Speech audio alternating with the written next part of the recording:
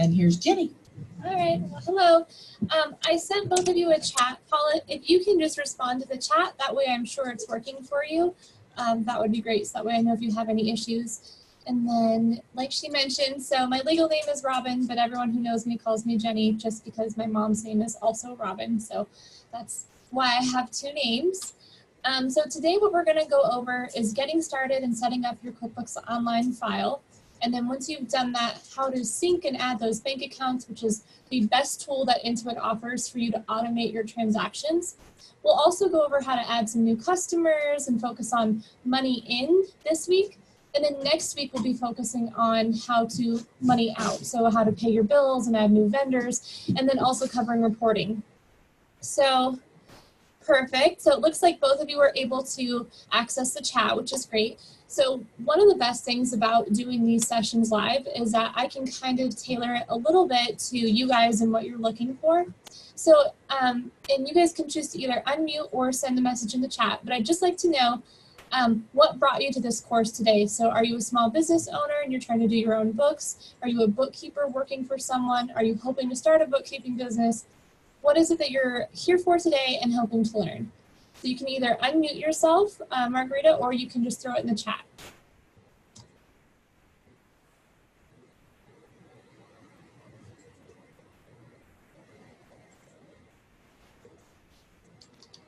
Are you both able to hear me? Okay, perfect. So you're starting to do your own books. And then one follow-up question for that, Margarita, is have you already set up QuickBooks Online or are you just getting started?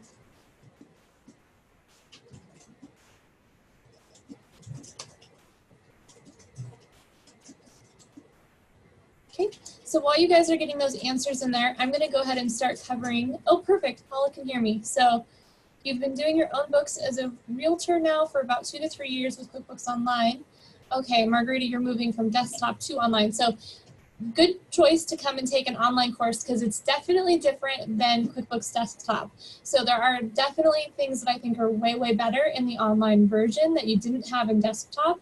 But they did move stuff around just enough that it's kind of annoying as you start to transition. So this will be great for you to get the layout before you actually transition. Okay. Okay, perfect. All right. So what we're going to go over, and this will be good for you, Margaret, if you're moving from desktop to online, is choosing which edition of QuickBooks to go with. So they have 4 different offers for the QuickBooks Online subscription. You could do self-employed, which it sounds like probably isn't a fit for either of you right now. It's the bare minimum, and it really isn't in the same class as the other 3 options. You can't even generate a balance sheet from self-employed. So it's more of a receipt tracker than anything else, and it gives you a very basic P&L, but you can track mileage and you can invoice customers. So all of the prices range from $5 to what is now $60 a month instead of $50 a month. It is a subscription-based service, so you kind of don't have control over changes in pricing. So they do, they usually offer a discount for the first 3 months or 6 months, which is where the $5 comes from. But really, I think the cheapest self-employed edition is probably $10 a month without the discount. So once that ends, you're paying a little bit more. So again, self-employed is really only for freelancers, anyone who's just filing a Schedule C, and you're really just looking to kind of have a high-level tracking of your revenue and expenses. You can create an invoice and an estimate, you can track mileage, and you can run sales tax in it. It has the fewest number of reports available, so again, it's really, really a very basic offering, but it's better than tracking in Excel or not using QuickBooks at all. And one thing to note about it, the other editions are really easy to upgrade. So if you start with Simple Start and you realize you need more features, it's easy to upgrade. Self-employed does not work that way. So if you start with self-employed and then you want to upgrade, you can upgrade, but your data doesn't come over. So if you know that you are going to outgrow it, I recommend not even starting there. So Simple Start, this is the sort of the lowest level of the 3 options that you have that really gives you the financial statements that you need as a small business owner. So if you don't need to enter and track bills, this is a good option for you. You can still invoice your customers, you can still track your mileage, you still get your profit and loss and your balance sheet, so you can give those to your tax preparer when it's tax time. And you can, of course, attach any receipts or documents that you need to into QuickBooks Online. So this is the one that I recommend people start with if they don't need a whole lot of extra functionality. However, if you do want to enter your bills, which I highly recommend if you are a growing business, if you put those bills into QuickBooks Online, then you have a snapshot of, here are the money out that I'm going to need later. Here's how much cash I need to have set aside for these bills that I have coming up. So it helps you start thinking more forward, as opposed to the simple start is more of a historical looking option for you, because you can't put anything that relates to the future in there. So Essentials is great as you're starting to grow. The only thing that I really recommend in Plus that's not in Essentials is a budget. So you can do most of what you need to do in QuickBooks Online Essentials, but if you want to add a budget or multi-currency tracking, so if any of you are selling to international customers, you might want the Plus edition, but like I mentioned, you can always upgrade later. The other thing, I think you mentioned that you're a realtor. I'm not sure if that means that you ever buy and hold any properties that you sell later. So I have a lot of real estate clients who are flippers and investors, and they use QuickBooks Online Plus because we can track by location or class. So we can use those fields to run the reports by those fields. So if you have 5 different rental properties and you want to be able to run a profit and loss that shows the profit and loss by property, then this is the addition that you need. A lot of small businesses don't need this level of detail and ability to customize reports, but if you do, if there's certain things that you want to be able to change your reports so you can see them, the Plus edition is the one for you. So do we have any questions so far on what the options are with QuickBooks Online and getting started? Again, you can always upgrade later, so my recommendation is to start with the lower features if you don't need all of them. That way, you're not paying as much until you're ready for it. Okay, so the reason why QuickBooks Online, oh, okay, perfect. So to use the mileage tracking, Paula, you can get the app on your phone and use that to track the mileage. So I highly recommend, and they have that in every edition, so that's great. That and the receipt tracking. If you get the app on your phone, you can take pictures of your receipts and attach it to transactions right there in QuickBooks Online. Other cool features, works on a Mac or a PC, because again, you're just accessing it through the internet. Receipt tracking. Paula asks, sorry for the video, Paula asks what's the other kind of tracking? So receipts. So say you go out, you take a client to lunch, and you get your receipt for that meal, and you can write on the receipt who you met with, what was the business purpose, and then take a photo of that receipt and attach it directly in QuickBooks Online. And the reason that you want to do that is if you're ever subject to an audit, this way you've got all of your supporting documentation right there attached to the transaction itself. So it's kind of nice that way that you can go ahead and take care of it in real time rather than showing up to your tax preparer with a shoebox. Okay, so other cool features about QuickBooks Online. My favorite part of it that I like way more than the desktop edition is that it connects to your bank accounts to automate data entry in real time. So in the desktop edition, they kind of had this feature. In some banks it worked better with than others. Some banks would charge you to use this feature, like US Bank didn't ever want to offer this connection for free. And I don't think it ever worked as well in desktop as it does online. So let me go ahead and show you. And for those of you who want to practice, this web address here, let me go ahead and type it fresh so you can see. So qbo.intuit.com/redir/test drive. This is a sample file that's available online. So if there's things that you want to try or play with or practice on, this is a great place to go. And that's exactly what it's for. You can test out all the features, you can play with the transactions without affecting your own books. So if there's things that you want to learn, my recommendation is to come here. So when you log into QuickBooks Online, this is your dashboard that you're coming into that it defaults to. Things to note about the dashboard. It's not always accurate. So in QuickBooks Online, there are multiple ways that you can enter in transactions, but if you use a journal entry, for example, it does not factor into the dashboard, or at least it didn't recently. So they're always making changes, they're always making improvements. So it is possible that they can eventually figure that out, because I think a lot of small business owners, let me go ahead and put this for everyone.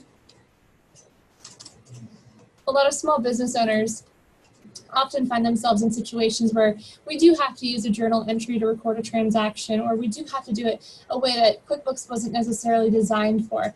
So if you use anything other than their specific forms for invoices and bills and expenses, it doesn't register in the dashboard yet. So I've had clients before be like, this doesn't match up with my stuff. No, it doesn't. So I'll show you how to use the reports, which is where it'll be more accurate than this dashboard, but it's a good place to start. So on the left here, we have these menus. So if you click on banking on the left-hand side, this is a new feature when you hover and your options pop up. So if you want to get somewhere faster, you can hover and then click directly on which option you want, or you can just click and those options will still be along the top as tabs. So from this bank window, what you can do is you can add your bank accounts. You can add bank accounts, credit card accounts, line of credit, pretty much anything that has an online login. So even like a Home Depot account or a Sherwin-Williams account, I've seen those be connected as well and work just fine. So this bank feed section, it's important to know that these transactions are not in QuickBooks yet. This is a holding place. So you can connect your bank account and you can click update, and that will pull in all of the new transactions that have happened since the last time you clicked update. Again, it's only pulling them here to this holding screen. It is not recording your transactions directly into QuickBooks at this point. If you haven't added any accounts yet, you'll get a little bit different window than this, but asking you to connect your bank accounts, or if you've already added a couple and you need to add more, you can just click on Add Account here in the top right. And what this will take you to is a screen where you choose which bank account you want to connect. So I just clicked on Bank of America, and I can't demo it in this file because it's not a real QuickBooks file. But normally you click on the bank account, and then the option would come in to enter your username, enter your password. QuickBooks Online will then talk to your bank, and it'll pull in the most recent 90 days of transactions. So if your bank accounts are older than that, so maybe you've decided to start today for the whole year and you need to pull in everything, you'll have to log into your bank account, export all of the transactions into a CSV or an Excel file, and then you can also do a file upload here in QuickBooks. So if you click this drop-down arrow, you can click on File Upload, and you'll tell it, here's the spreadsheet that I want to import. You have to have the payee name, like the name, the date, and the amount for that to be able to pull in. And then when you do that, everything will show up here. So again, you're not putting it directly into QuickBooks, you're putting it here in this holding place so you can review and approve all the transactions before they go into QuickBooks. Okay, so some important things to note about this stage. So each of your accounts are here. If you ever need to make a change, I always recommend, personally, I don't just name my accounts checking, savings, and MasterCard. I actually always put in the last four numbers of the account. So let's say this account is ending in 1111. And that just makes it really, really clear when you're working on the account or when you do your monthly bank reconciliation to make sure that you're looking at the right statement. So again, that's just a tip I personally use, always putting in the last four of the account so that way I know which account, especially if any of you are using Profit First or have a ton of bank accounts, that's what you'll want to do. So, and it looks like we do have one other person here. Hi, Susan. Can you hear me? Just want to make sure.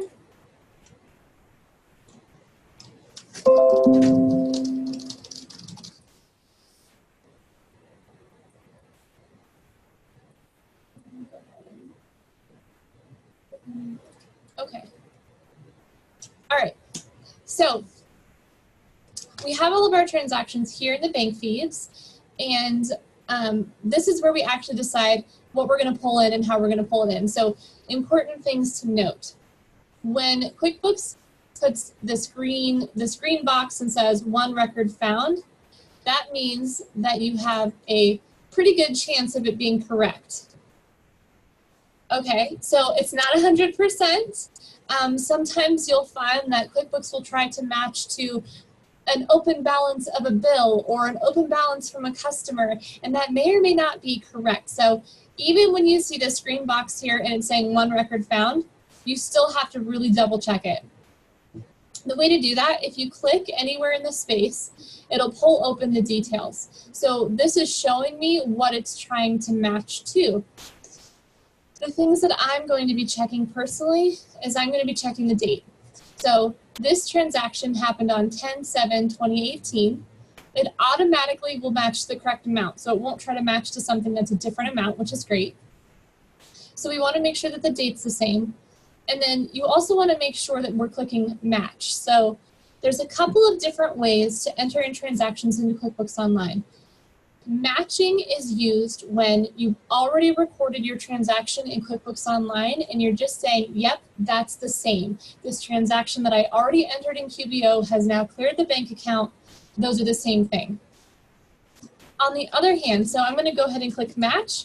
That now leaves my window, and it's recognized in QuickBooks Online that this transaction that I've already entered has cleared the bank account. That's all it's done. It didn't create a new transaction. It just matched them. On the other hand, you have these transactions here where it says the action is add.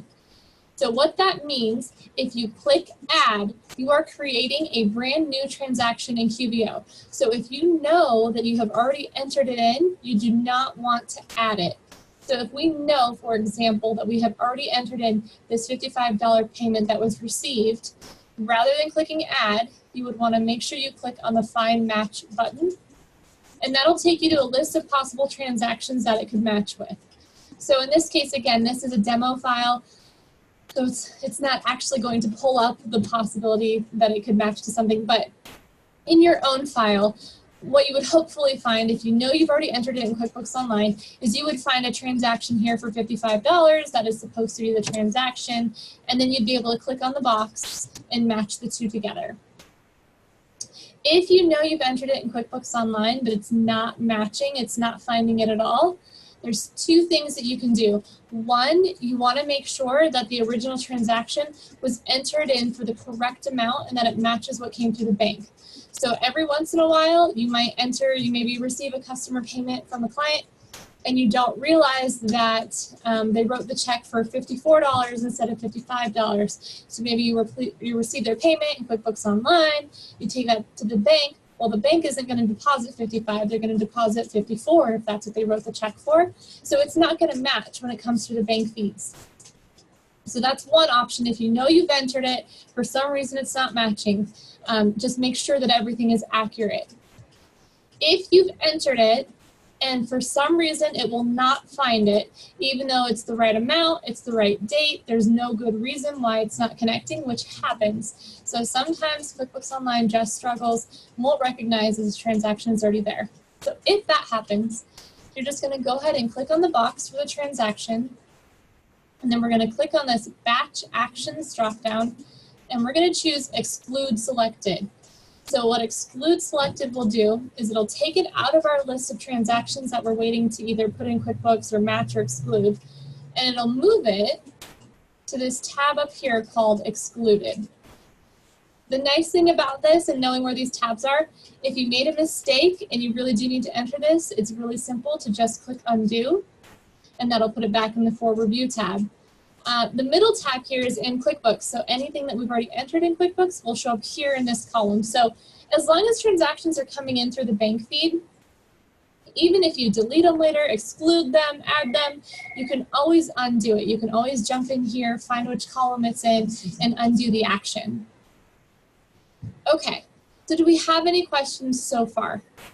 If you guys can just send a message in the chat to let me know that you can hear me, especially Susan, if you can hear me. Or if you can see the chat, just let me know that, or give me a thumbs up that that you can hear. Looks like you might be calling Kim right now. We can see you. Sorry for all the technical difficulties today.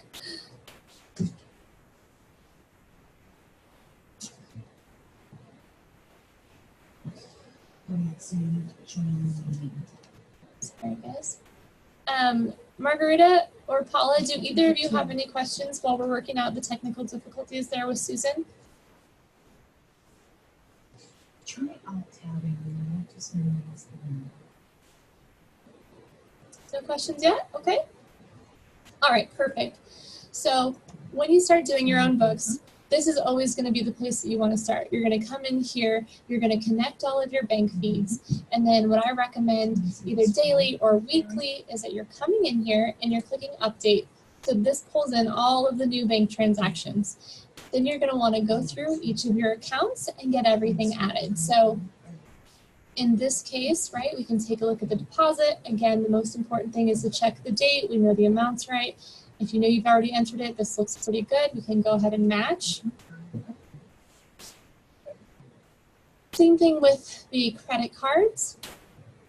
You can go through. So we talked about what happens when there's one record found and how you double check to make sure that that's probably the legit transaction. So now if we have two records found, again, we want to click on the details so that way we can see it.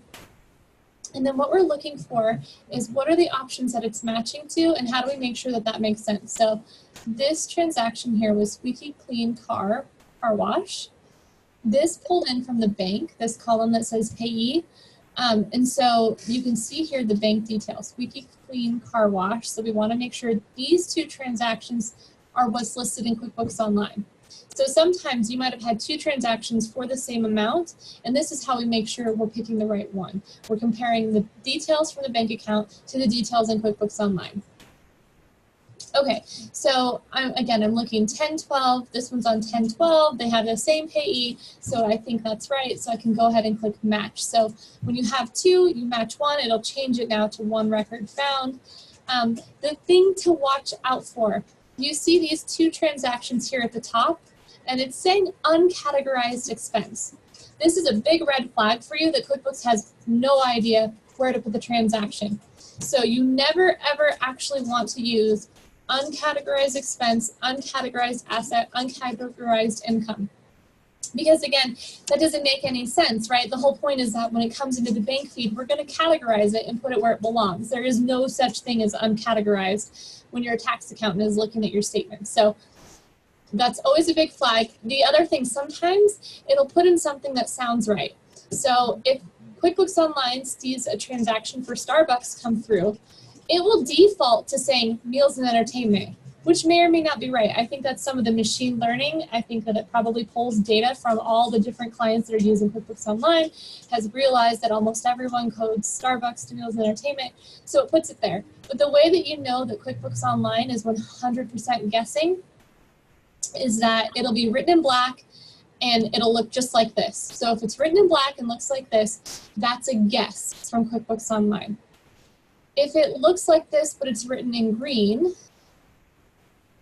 let's see if we have any. Nope, no examples. So if the writing there was green instead of black, that would mean that the last time you entered that transaction, that was the account you used. So all of these are clues to help you speed up your process of entering and adding in transactions. Okay, so Margarita asks how many accounts can be added, such as checking, savings, and credit cards. I'm not sure what the cap is or if there even is one. I have had clients who've had 15 plus bank accounts connected, no problem. So as far as I know, you can add as many as you need. You can also connect, by the way, if any of you are using PayPal, you can connect PayPal like a bank account as well.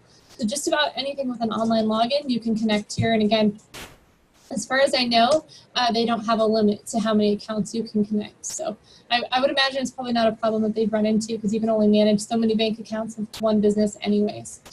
All right, so any questions so far? So this is the bank feeds. Again, I recommend weekly or daily, depending on your cash situation.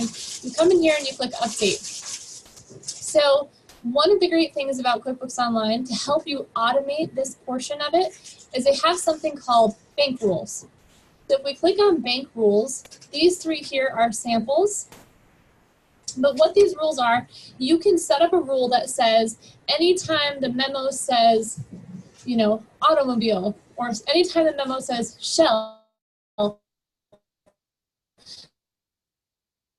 that gets recorded to our sample here. I think if I click on it, it probably goes away because it is just a sample one.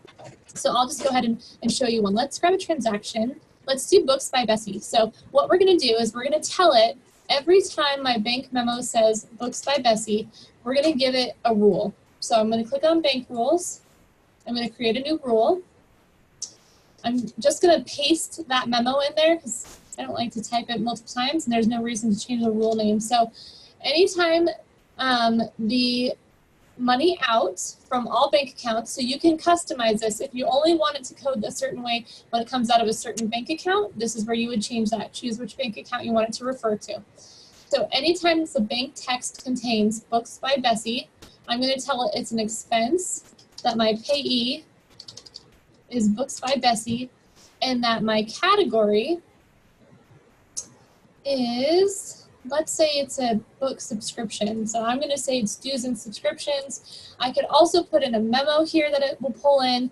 And you can also click on this button here that says automatically add to my books. So I'm not going to click automatically add yet because I want to show you what the rule will do when it's working. So we've set in all of our parameters. So I'm just going to go ahead and click save.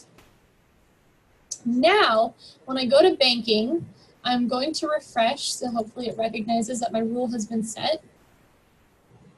Okay, so this one's a demo file, so it may not work with the full functionality that it should.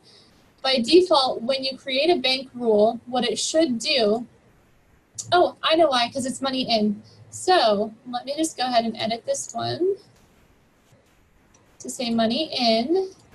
And since it's money in, we'll assume Books by Bessie is a customer. So I'm going to pick an income account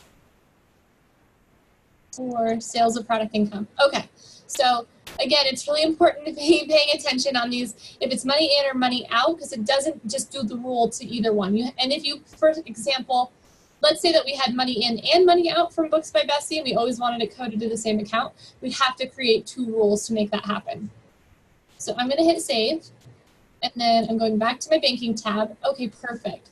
So now see how it took this transaction and it says rule under category or match, which is great because then I know that every time I enter this, I know that I already told QuickBooks I want it to go to sales of product income, and I can click add. So the more rules you put in, the faster this process gets. The other thing to notice in here, and I know I'm covering a lot of stuff in the bank feed section, so if you have any questions, please let me know. If you need me to slow down or go over anything twice, just go ahead and let me know. But the other thing to notice in here is that we have all transactions, so all 24 transactions that need to be entered are here. We can also click on recognized, and recognized will show us all of the ones that QuickBooks thinks it knows how to categorize. So if it's matching to something in QuickBooks, it'll pull it here. If it's a rule that we've created, it'll pull it here. And then sometimes they don't have any examples in here, but if it's a vendor that we've used before, it'll pull that vendor in here with whatever account we used last time. So that can really speed things up.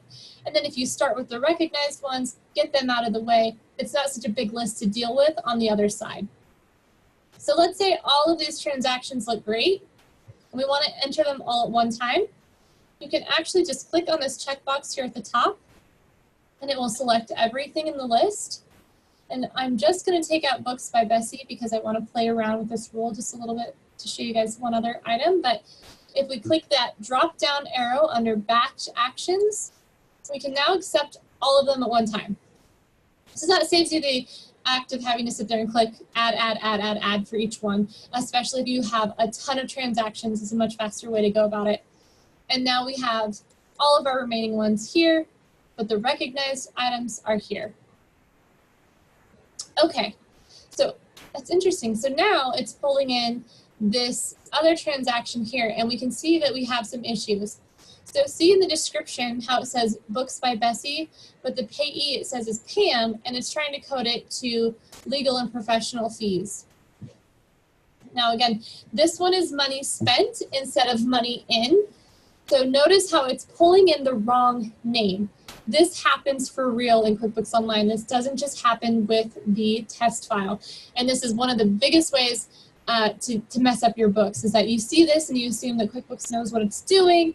You add this and it goes to the wrong person, the wrong expense category, and they're not as easy to find once they're in your books as they are at this screen. Okay, so what I want to do with this one, I'm going to go ahead and make the rule for Books by Bessie for money out. So again, we're going to click on Bank Rules. I'm going to do a new rule. And it won't let me use the same name, so I'm just going to put out in parentheses so I know this is my money out rule. I'm going to just paste Books by Bessie in all of these places. And then when it's money out, I'm going to assume that we also buy from Bessie, so I'm just going to use dues and subscriptions. I can put in a memo if I want. I'm going to hit save. So now when we go back to our banking tab, and I'm going to click on recognized, what we should see now, it's fixed the payee. So it recognized that this is what the bank said. It's recognized that I've created a rule, so it fixed the payee and it put it to the right account. So that is my #1 reason for using rules, is to reduce errors, because you only have to get the rule right once, and then you don't have to worry about QuickBooks Online trying to be helpful and pulling in transactions to the wrong account. Now, and again, I'm just using these random transactions as examples. If these were my real books, that's probably, I wouldn't be guessing and just making up accounts and things. Like, obviously, if these are my real books, I'd probably be like, oh, you know, we received $55, we paid $55, this is probably a refund, but I'm just using it as an example. So one other thing I want to point out with the rules is that we have an automation option. So right now, we're still doing this manually. We've got the rules set up. It helps us make sure that we're coding everything consistently into the right accounts. But we also could go in here, and I'm going to click Edit on our rule. And we can click this box here to automatically add to my books. So if you're sure that your rule is working, that every single time the money in is coming from Books by Bessie, that we want to code it to sales of product income, then go ahead and click the box to automatically add to my books. And what should happen when we go to the bank feed and we go to our recognized, that money in is gone. It's no longer here because it's no longer going to put it in this holding section. As soon as that transaction comes through that meets the rules, it's going to auto add it for you. So you can see how if you took the time and added rules for every recurring transaction that you have, every time you use the same vendor, just get all of those rules in there. Eventually, the only things that you would have to add are things that don't fit your rules. So if you work with a new vendor, if you have a transfer between accounts, it may not catch that, but again, you can use the technology here within QuickBooks Online to automate these processes, and it should reduce your errors and reduce the amount of time that you spend working in the bank feeds. Okay, one major question that I get from a lot of clients is, why does my balance not match? So see here, the bank balance in the savings account is $200. The balance in QuickBooks is $800, and there are no transactions here to enter. There are a couple of reasons why your balances may not match. One, pending transactions. So sometimes your bank will show pending transactions that'll affect the balance. They will not pull pending transactions into QuickBooks Online. So until it has cleared the bank, it won't pull in. So it may affect the balance, but it won't match in QuickBooks until it's actually cleared. The other reason is you might have transactions that you have posted in QuickBooks that haven't cleared your bank account.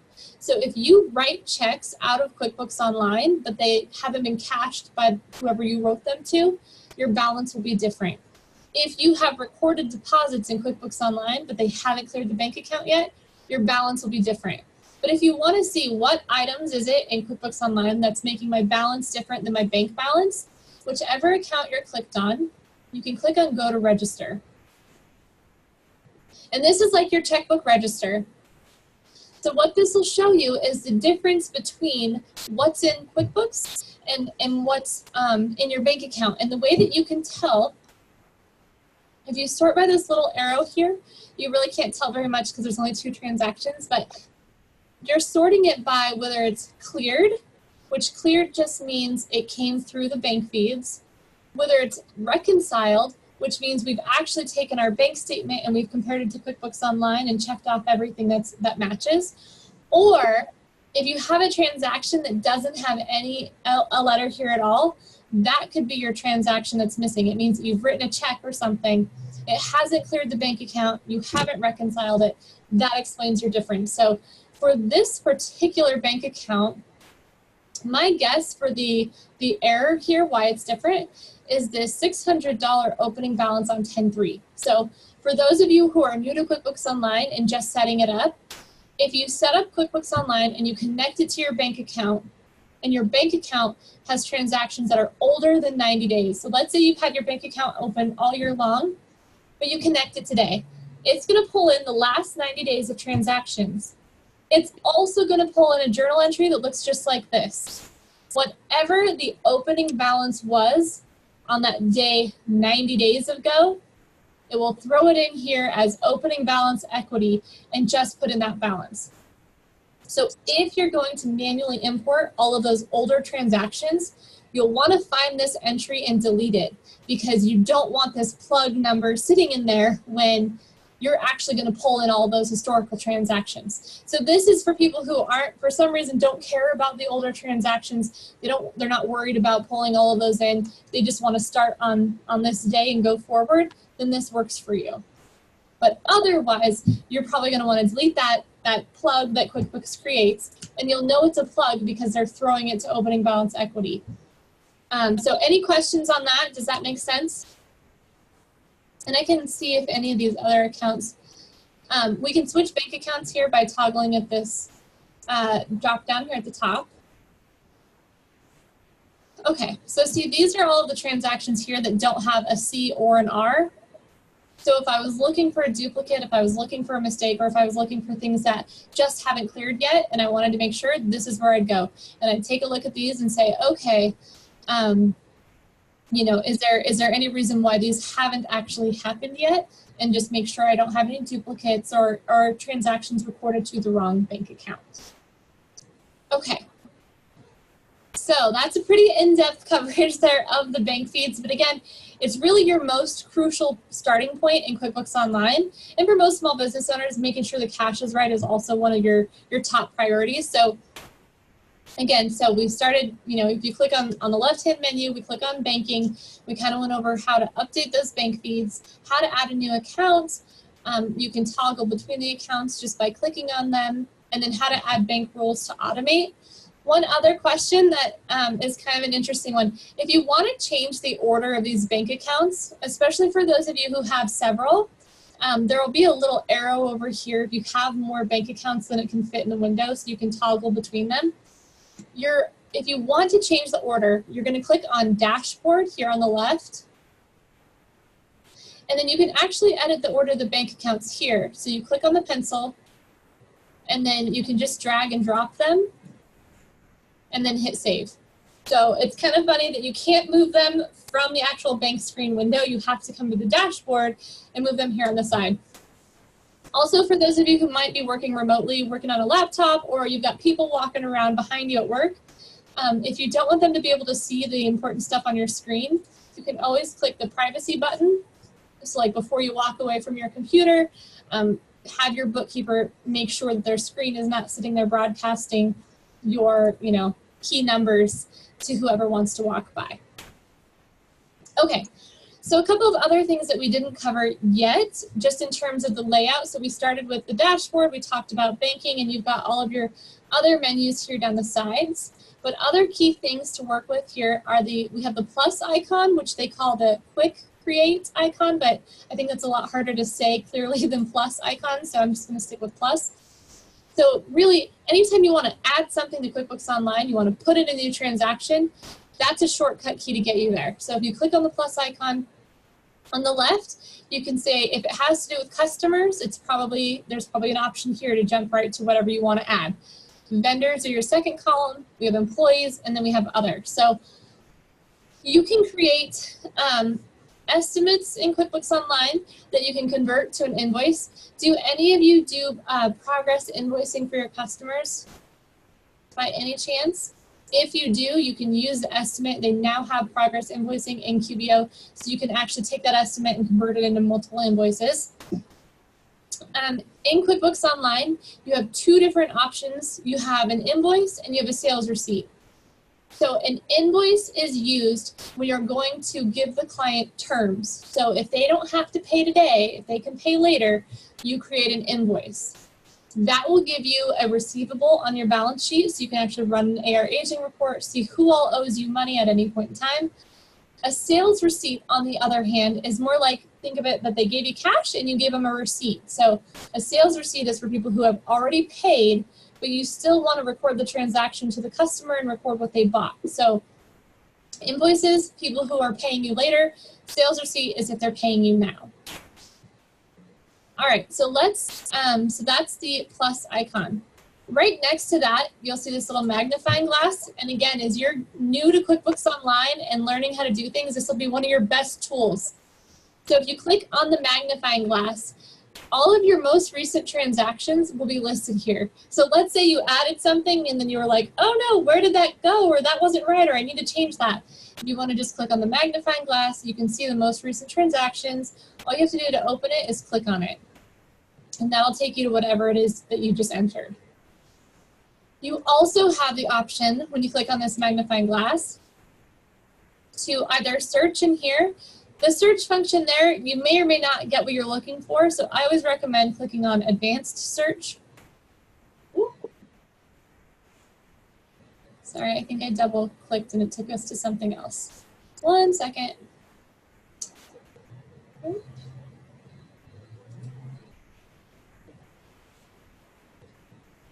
Hopefully we don't lose our internet connection. Come on.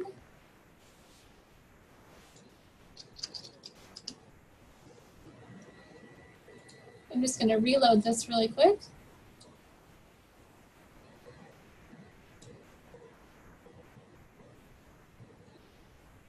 Okay. So again, you click on the magnifying glass, click on advanced search, and what you can do is you can tell it all transactions, or if you know that you're searching for a bill, you can just choose bills. If you know you're searching for a deposit, you can just choose deposits. But if you're not entirely sure what you're searching for, use all transactions, because that's going to give you the biggest search for all of the options available. Then you can tell it what you're searching by. So a lot of times what I'm searching by is amount. Like maybe I know I entered something, I know how much it was for, I don't know where it went. So if you search by amount, for example, we'll use 55. Every transaction that's in QuickBooks Online within this filter will show up. You can also click on date filter and you can change it. So maybe if we were worried about 2016, or maybe we're worried about a certain date, you can put those in. Okay, you can reset the filter and have to click apply for it to work. So again, this is a great way, if you ever need to find something you've already done in QuickBooks Online, utilize this all transaction search function, and that'll help you find whatever you're missing. All right, so we also have here the gear icon. So when you set up your brand new QuickBooks Online file and you want to make changes to your company setup, you're going to click on the gear icon and you're going to go over here to Accountant Settings. So this is where you can add your logo, which will then, once you put your logo in, it'll show up on your invoices and everything else that you send out to clients. You can put in your EIN, social security number, choose your tax form, put in all of your basic company information here. You can also customize sales. So QuickBooks Online gives you limited ability to create customized invoices for clients. It's not great, I'll be honest. So if you have a certain invoice that you really, really like, there are some labs out there that connect, some apps that connect with QuickBooks Online that are supposed to allow you to customize your invoice more, but it does a great job with just a general invoice. It's not super customizable, at least not yet. But you can default in here, so you can change. If you click on the pencil icon, this always means edit in QBO, so they use the same. Green buttons are to do something. The pencil is to edit something. The gear icon is settings, so it's kind of consistent throughout QBO, so you can kind of navigate that. But if you're creating an invoice for a customer, you can set your default. So I personally, my default is due on receipt. If you set that due on receipt, then you don't have to change it every time you create an invoice. You can also turn on shipping. So if you want a separate line item for shipping to show up on your invoice, this is where you go to tell it that. If you want custom transaction numbers, which means that you enter in the invoice number every time you create one, you can. Or if you leave this off, it'll just default to one higher than the last one, which is what I personally use because I don't want to remember. But some clients will have, you know, they use the customer's PO number as the invoice number or something. You can turn on a field for service date. So if you track things hourly and you want to be able to send an itemized invoice to a customer that says on 1/1 we did 4 hours of consulting, on 1/2 we did, you know, a system cleanup or whatever, this is where you can turn that on. You can also turn on deposit. This is a newer feature in QuickBooks Online, and it's a little bit interesting. I don't have a good process outlined yet for how that works, because right now what it lets you do is it lets you put a line that says deposit, and it reduces the invoice by the deposit amount, but it doesn't show exactly where it tracks that on the balance sheet. So it's a little bit interesting. I'm not sure that it's filtering through all the way.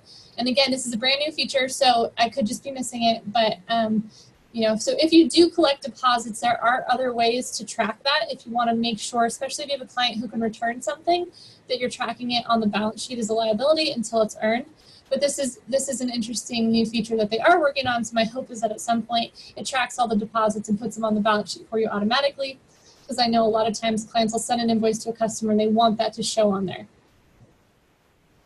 Okay, so again, progress invoicing is also fairly new. So if you do need to turn that on, you just come here and turn it on. All right. Oh, other cool things in your statements. So if you want to send statements to your customer, you can customize those here. And then if you click on messages, you can change the default email that goes to every client. So this is a good spot to come in and change your message, and then make sure if you are sending things to clients, the greeting that it does is set right here. So if you are not entering in when you create your customer, if you only put in their company name, the invoice will go to them and say, dear, whatever their company name is.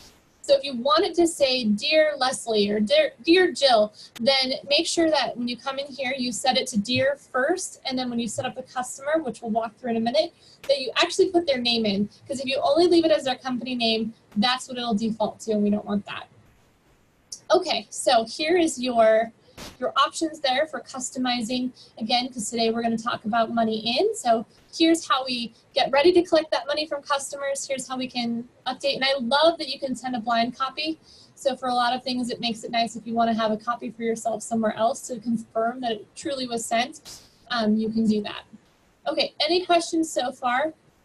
Just go ahead and let me know. Under advanced, this is pretty much everything else that you can customize in QuickBooks Online. So if you do job costing and you want to track projects, this is a new feature in QBO. You can turn that on right here. It's a one-time thing though. Once you've turned on projects, it's always on. You can't turn it off. From what I've seen, it doesn't make a huge difference. If you don't like it, you just don't use it. But if you do set up a job as a project, it allows you to run some custom reports that you can't run otherwise. Okay, the other thing that you'll want to check is automation. So sometimes QuickBooks is really helpful and sometimes it's too helpful. So one of the things that I've seen a lot of mistakes with is this automation portion. If you don't tell it otherwise, I think this one's a great one. It'll pre-fill your form. So let's say you're creating an invoice to a customer, and the last time you invoiced that customer, it was for service income. So the next time you go to create one, once you type in that customer's name, it'll default to putting in whatever it put in last time. So if you're going to be doing the same things over and over and over again, that's great. It can be kind of a pain though if you aren't going to do the same things over, because then you have to go in and delete all of the stuff and make sure that you didn't accidentally, you know, miss something that pulled in from the last time when you create the new invoice. One thing that most of my clients want to turn off is this automatically apply credits. Oh, do we have a question? I could hear somebody. Is that Paula? Did you mean to unmute yourself?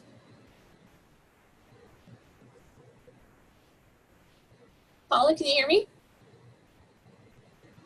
Okay, I'm gonna go ahead and click mute. If you have a question, go ahead and throw it through the chat. Okay, so automatically apply credits. If you leave this on, what'll happen is that sometimes, let's say you're working with a customer and they have a credit for a particular invoice.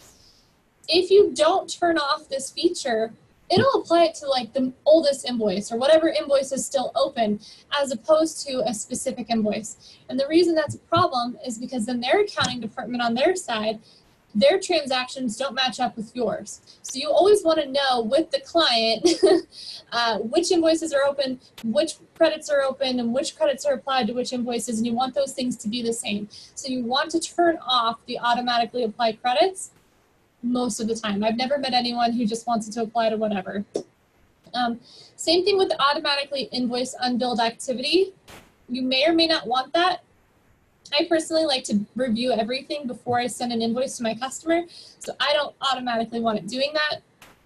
And also, automatically apply bill payments. So if you leave on automatically apply bill payments, and the nice thing too, by the way, if you didn't see, if you click on these little question marks, it'll give you some descriptions. And so this one is very similar to the automatically apply credits in that it'll just pick the oldest one and put the payment there.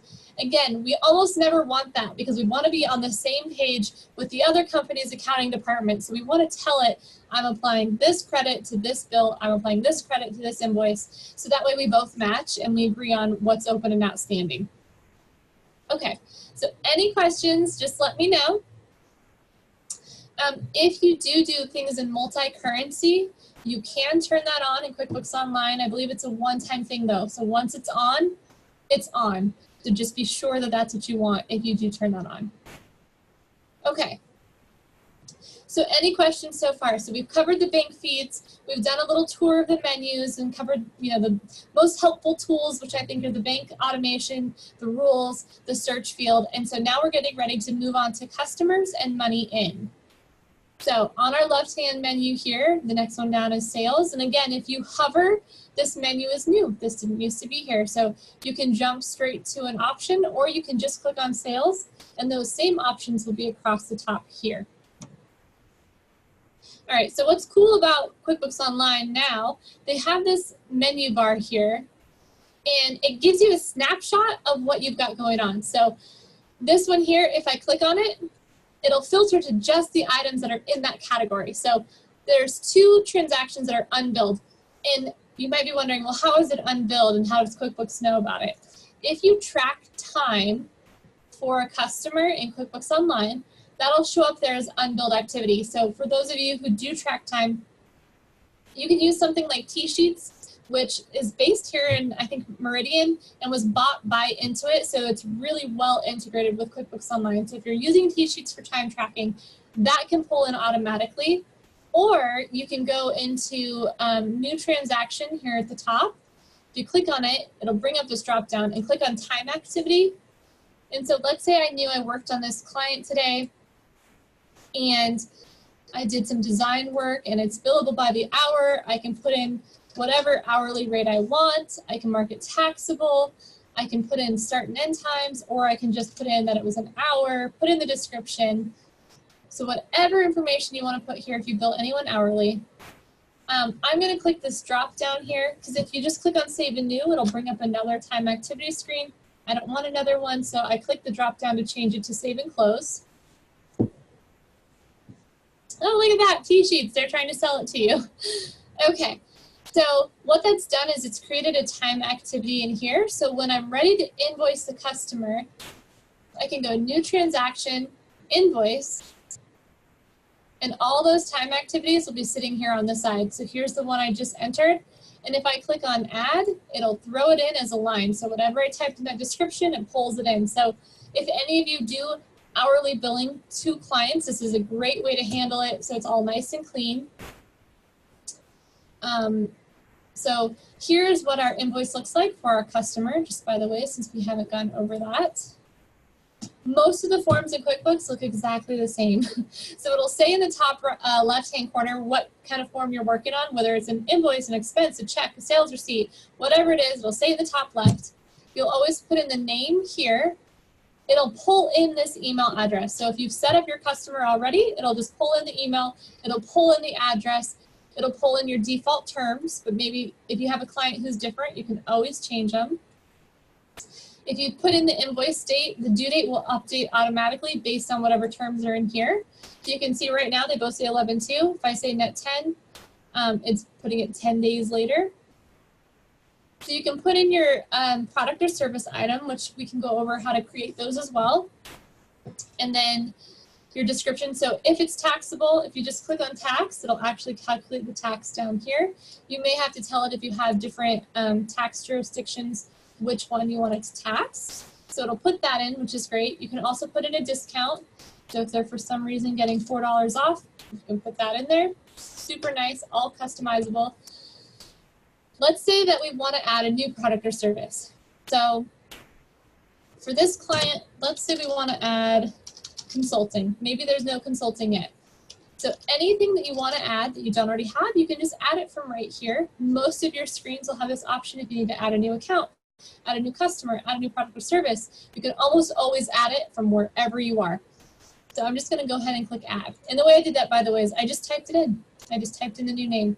So I'm going to choose service for this one, but just so we know your options. So if you use inventory in QuickBooks Online, you have to be extremely diligent and extremely consistent. So my recommendation is almost never to use QuickBooks Online to track your inventory, because if you make a mistake, I find that it's hard to get that remedied, that it seems to kind of snowball and become a real issue. So if you're going to use inventory in QuickBooks Online, which we don't cover in this intro class, you will just want to make sure that you use it every time on your invoices and every time on your bills, that you're doing periodic inventory counts and making sure that everything reconciles, because otherwise it'll start to assign crazy values to your cost of goods sold, and we don't want that. If you want to track something as a product, but you don't want to track it as inventory, which is totally fine, then you click non-inventory, you can do service, or you can do a bundle. So in this case, I'm just going to click service. You can type in all of the information that you want in here, or you can keep it pretty minimum. So I'm just going to say consulting. The income account is going to be services income. You can set in a default rate. So let's say we set in $75 as a default rate just for fun.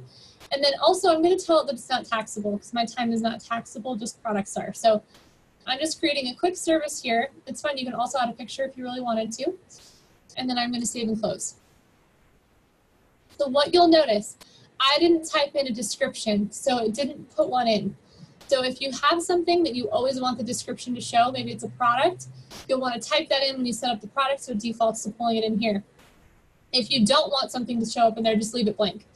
It defaulted to that $75 rate, so that's nice to keep you consistent. If you have fixed rates for certain services, you can go ahead and put that in there. And so that pulled that right in. If you want to send them a message on the invoice, you can type that in here. And again, if you wanted to just set that for all of your invoices instead of individually, you would click on the gear icon and go to those company settings and change the memo there. You can also set a message for your statement here. And again, if you're doing it on a single invoice, it's only going to pertain to that single invoice. If you want it to be on all of them, then you need to go to your gear icon and go to your company settings. And then last thing, and then I'll address Margarita's question. If you have attachments, so let's say the customer filled out a printer, they have certain documents that prove that, or maybe you have a contract that talks about your hourly rates or whatever you'd like to add. You can actually just drag and drop and attach it right here to the invoice, or you can click and choose it from a folder. And the nice thing is that when you send out this invoice, you can send those attachments with it. So you don't have to. You can have the attachments for yourself just as backup and proof, or you can send it to the customer. Okay, so Margarita asked, what do you do if you ended up with a snowball issue? What are our options? So personally, for me, the thing that I've done in the past is just we turned off all of the products or services. So we turned off all the inventory items. And you can export your list of products and services to Excel. When we re-imported those products and services as non-inventory items, so that prevents the issue going forward. If you just start using them as, because you still want your products or services to show on your invoice, you just don't want them to be trying to track how many you've sold and kept.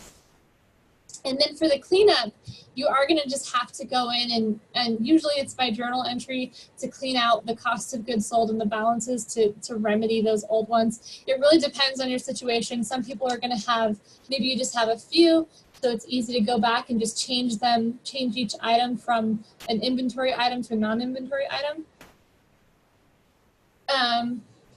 But yeah, again, that's probably less of a class question and more of a consulting question, like one-on-one, depending on what your issue is. Susan asked, what about receipts for things I purchased for my ingredients? Is there a way to scan them in? The physical receipts deteriorate. So yes. So however you normally scan transactions, so you can, actually I'll see here for a second. If you have like, say you get an emailed PDF or a receipt that you scan in, you can just drag and drop it and attach it here. If you have a receipt in your hand and you've got a smartphone, you can put the QuickBooks Online app on your phone, take a picture of that receipt and attach it directly to QuickBooks Online using the app. So it's totally up to you which route you go. The only thing that's not as great about, so when you do it from your phone, you just want to be timely, because if you take a picture of the receipt and you create the transaction in QuickBooks Online, you want to make sure that you haven't already accepted it from the bank feed. If you've already entered in the transaction from the bank feed and then like a week later or 2 weeks later, you want to attach the receipt, you want to make sure that you are only you have to find the original transaction and attach the receipt to the transaction versus from your phone, taking a picture of the receipt and creating a new transaction. So does that make sense? Because it won't recognize, if you're just trying to attach the receipt, it won't recognize if you duplicate it, if you create a brand new one. So you do have to make sure the transaction's already in there, find it, and then attach. Versus if you're sitting there at the restaurant, you just finished your meal inside and you put that receipt in right away, then what you should be watching for when it comes through your bank account, it should match. It should recognize that's already in there so you don't click add again. Does that make sense? Any questions? If you guys, it's hard, I can't see you guys, so you'll have to chat me and just let me know if that answered your questions. Okay, perfect. Okay, so again, so from this screen, I just want to make sure that I'm kind of covering everything that we can possibly go over on the customer side. You can add as many lines as you want, so if you want to invoice them for 30 lines, you can just click on add lines to add more on there. We can also, you can click add subtotal if you wanted to. So notice it was based on where I was clicked. So I was clicked on line 3, so it threw in a subtotal line. What's interesting, if I'm like, oops, I clicked it twice, I don't want a second subtotal. This little picture here is a trash can, so that'll delete whatever line you're on if you just click on the trash can. Okay, so let's say that this customer that we have, we're going to invoice them every single month, this exact same invoice. We don't want to sit here and create it over and over and over again. QuickBooks Online has a tool for that. So here at the bottom in the middle, you see where it says make recurring. If we click on make recurring, we're going to say, okay, so it doesn't automatically attach. So like for this one, if we've attached something, it doesn't attach it automatically every time. But this is our option to make things recurring. And this doesn't just apply to invoices. You can make bills recurring, expenses, a whole list of things, and I'll show you where to go to do that in just a moment. So here we get to name our template, and then we have 3 options for whether it's scheduled, a reminder, or unscheduled. So scheduled means that the transaction will just happen. So like we'll tell it 2 days before the due date, it'll just make the transaction. Sorry, I'm sure I can see you guys. If you wanted to say reminder, it'll just say, hey, you should make this invoice, it's ready. And then it'll also have unscheduled, which means it's just sitting there and you have to go manually create it when you want to use it. Margarita asked, does QuickBooks Online link to point of sale software? Yes, it does. So I'll hurry and I'll cover the recurring invoices, and then I'll show you where you can go to find point of sale software and apps that'll directly connect with QuickBooks Online. Okay, so let's say we want it to be scheduled. We can make it earlier if we want to, or you can make it scheduled no days in advance and just when you need it to. If you want it to automatically email to them, you just click the box. If you wanted to automatically add that unbilled time, just click the box and it'll pull those charges in. So this is great if you have clients where you have, maybe they have a set monthly fee, and then for hours that you work over, you record the time in QuickBooks, this will pull that onto the invoice so you don't have to send them 2 invoices, and you don't have to worry about missing it. It'll take care of it for you. So you can tell it here, how frequently is it going to repeat? Just change your settings here to tell it what day, what the 3rd, the 4th, the last, or a specific date, when it starts, when it ends. You can set all of this up, and then just go ahead and click Save Template. And now every month, or however frequently you told it to, that will reset. So if you click on the gear icon, this is where we can go to see anything that we've set up as recurring and edit it. So again, that was the gear icon, recurring transactions. So we can see things like the phone bill. If your cell phone bill is the same amount every month and you don't want to forget that you have that obligation coming up, that's a great example. The other one is rent, is a great one to set up in here, so you don't ever forget to cut your check on time. So you can set these up. If you want to see what kind of transactions you can do, you can click on this all drop down. All of these items can be set up automatically to repeat. So great automation tool. If you guys have any questions, just let me know. The other thing that we saw from that gear icon was the products and services. So for those of you who had the questions about inventory and products and services, this is where all of your products and services are listed. And so you can come in here. If you're using it to track inventory, it'll try to tell you how your items are looking and where you have issues. But again, you know, you can run reports in here. I don't use this for any of my clients just because I find it's really messy. But you can come in here and see how, if you're tracking inventory, it'll tell you how many you have on hand. And again, the only way for this number to be accurate is if you're using QuickBooks for everything. Every time you buy it, you're tracking it. Every time you sell it, you're tracking it. And then you're making sure that these numbers are correct. So we had set up consulting. This was our item that we created. If we wanted to edit, change it, delete it, whatever, we can do that all from this screen. Okay, so for your question about point of sale software, where I would go for that is the Intuit Marketplace. And so let me just find, I think it's this one. Okay, so that's apps.intuit.com/all-apps. So if you come in here, you can sort them by name if you know what you're looking for or new. But what I actually like to do is I like to find them by, it depends which screen you get to, but we're looking for point of sale. And so it brings you all of the options that come in. So an important thing to notice, check the reviews on these, and then let me just check one other place because there's a better screen for this than what it's showing you. Here we go. Okay, so I just clicked on the apps link, so it would take me, because what I'm looking for is this little trophy. So whenever you choose an app on QuickBooks Online, I always recommend look for the Pro Advisor picks, and that's the ones, these little green trophies, because those are the ones that have been tested and reviewed, and accountants are using them.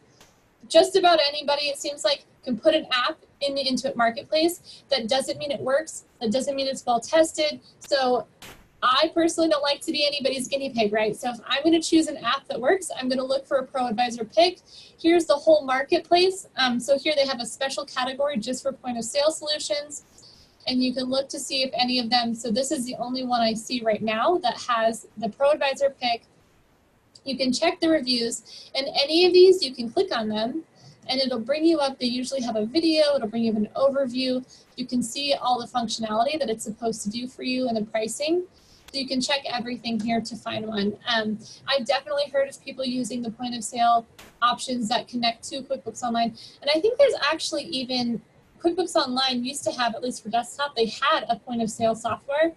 So there should be a pretty decent app out there for point of sale for QuickBooks Online. And again, if you're in your QuickBooks, because this is the demo one, I can't show it, but normally there's a little menu down here that says apps. So you can see the apps from your own QuickBooks too. So you could have clicked on it from there, chosen the app you wanted, connected it with QuickBooks Online. So hopefully that helps with the point of sale and the inventory cleanup, because it definitely can be, from my experience, it definitely can be kind of a beast. I've seen it turn around and take items and say that they were $1 million each, and they definitely weren't, but it's just because the numbers got off in QuickBooks Online. So, okay, so we have about 13 minutes left. What other questions do you guys have for me about QuickBooks Online, money in, anything I can cover? Next week, like I mentioned, we'll cover money out, so that's vendors and bills and expenses. We'll cover reporting, and then any other questions, of course, that you have then too. So if you have any questions that I can address for you right now, and you can chat or unmute, either way is fine.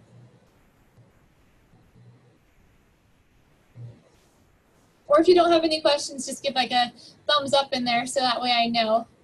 And I'm just gonna switch screens for just a second to make sure that we've covered everything in here. We've covered.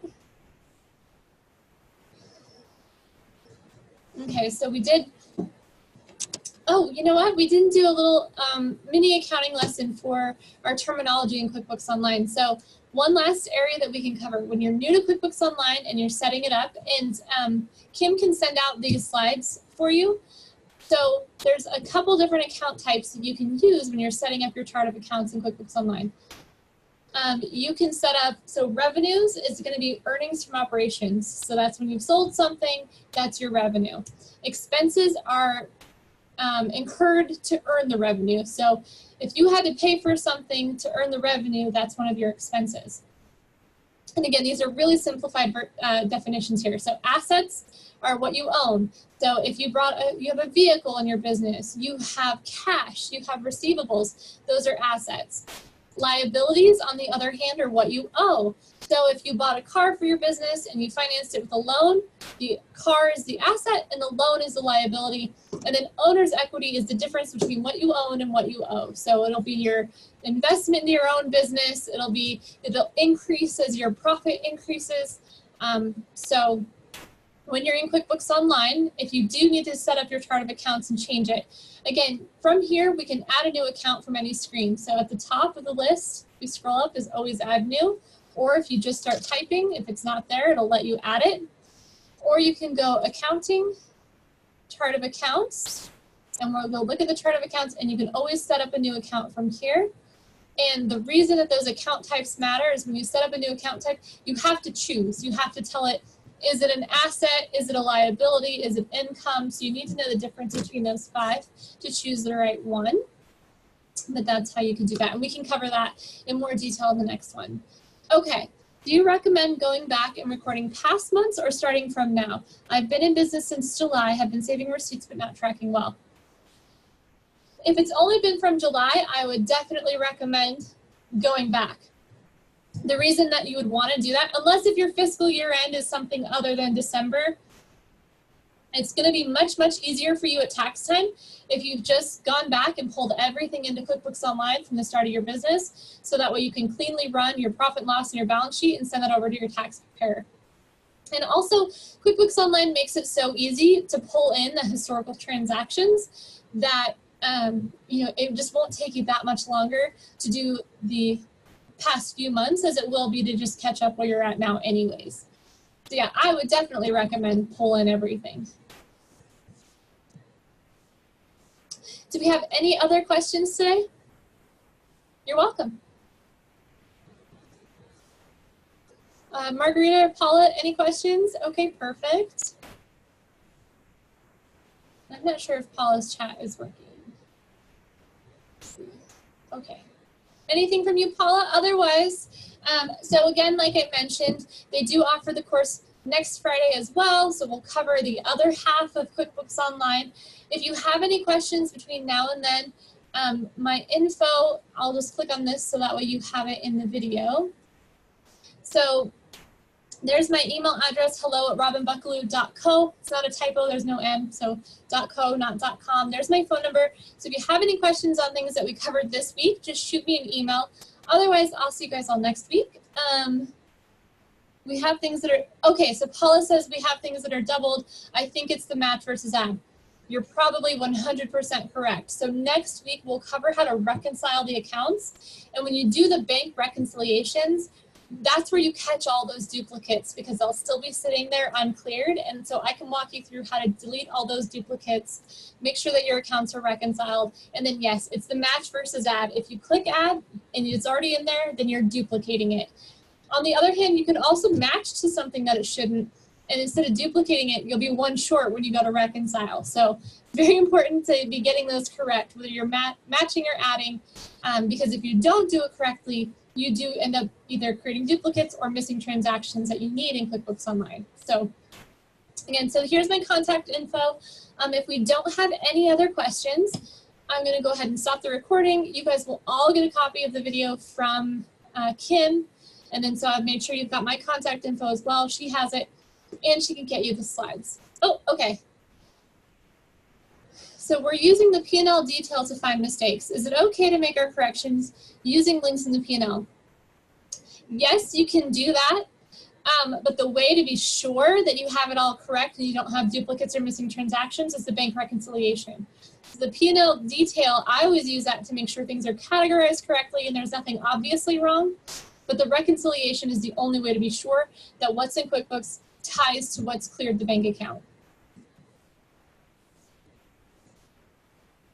Do we have any? Oh, you're welcome. So if you have any other questions, again, just let me know. But otherwise, thank you guys so much for joining us today here at the SBDC. And I look forward to seeing all of you guys next week. So I'll see you then. All right.